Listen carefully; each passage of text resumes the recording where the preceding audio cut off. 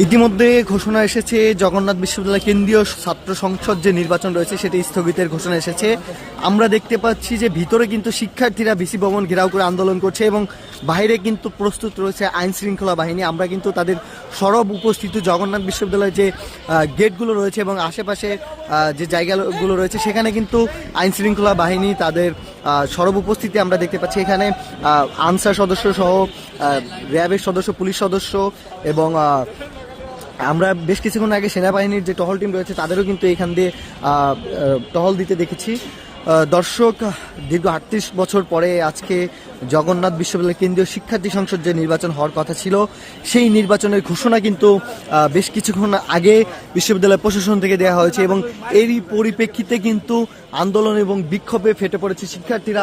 সব মশার বিরুদ্ধে সুরক্ষা দিতে এলো বসুন্ধরা এক্সট্রিম অ্যারোসল, মশার বিরুদ্ধে এক্সট্রিম সুরক্ষা। আমরা ভিতরে শিক্ষার্থীদের যে আন্দোলন হচ্ছে সেখানে আমরা দেখতে পাচ্ছি যে তারা কিন্তু ভিসি ভবনে যে প্রশাসনিক কর্মকর্তারা রয়েছেন তাদেরকে ঘেরাও করে কিন্তু আন্দোলন করছেন। অন্যদিকে বাইরে কিন্তু প্রস্তুত রয়েছে আইন শৃঙ্খলা বাহিনী।